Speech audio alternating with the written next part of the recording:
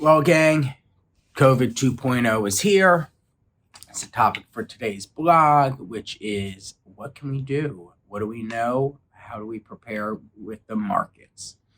So, a lot of good questions. First of all, the bad. The bad we know is that rates are on the rise. They're back to mid pandemic levels. People are getting sick. There's breakthrough cases. Hospitalizations are up. There's a lot of confusion. Vaccine rates have slowed. We're about 50% as a population. They're talking about booster shots. Uh, Companies are struggling to find employees, especially in the service industry, you're seeing. And there's a lot of confusion. And I think people are, by and large, kind of getting over this pandemic, although the pandemic is clearly not getting over us. So that's the bad. What's the good? The good is the vaccine seems to be working for those vaccinated. The hospitalizations are greatly unvaccinated individuals. So we have a cure, or not a cure, or at least a way to temper this thing. People are less scared than they once were about this, for good or bad. Life is returning back to normal. Corporate profits are up. We've been here before. There is not as many people who are uncertain about the future, especially from a employment standpoint. So there's good and bad to what's happening here.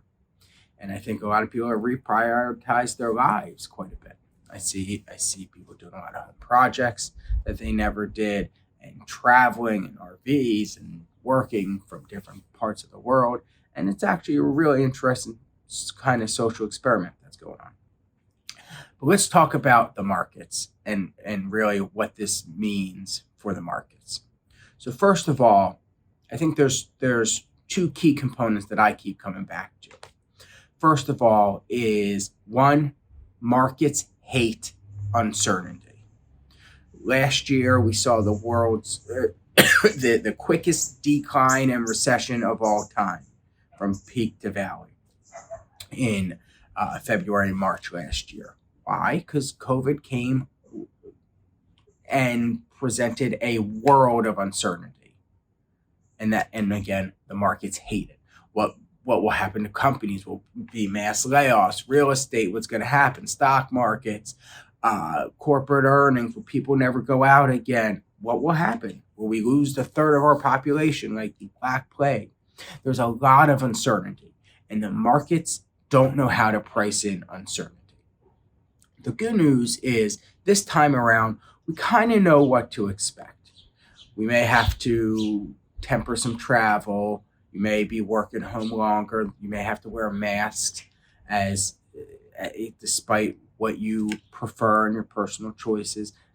People are getting vaccinated, so there's just less uncertainty. We've been here relatively quickly in the past here, within the past year or so, we lived through this already, and we've seen it. We've seen what it has and what we have to look forward to.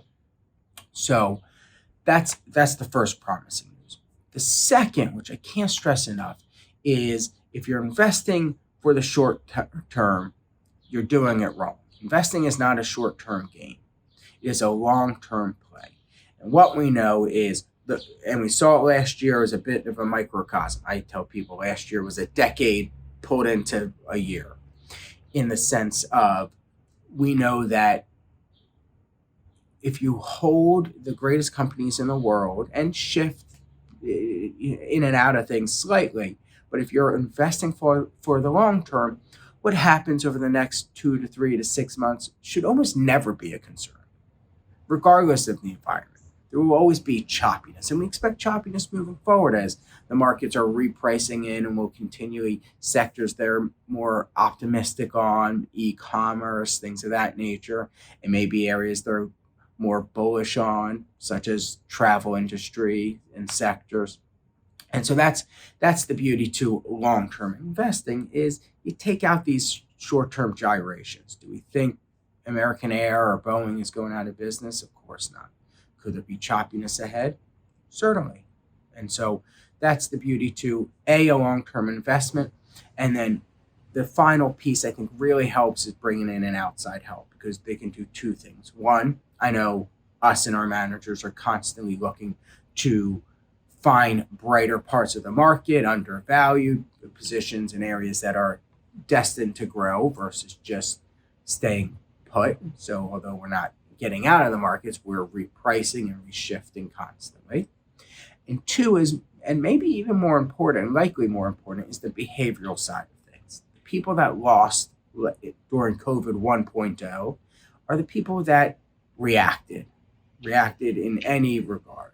They made major shifts to their portfolios because of what was going on with COVID versus believing in the long-term tenure and track record of this forever bull market, if you will.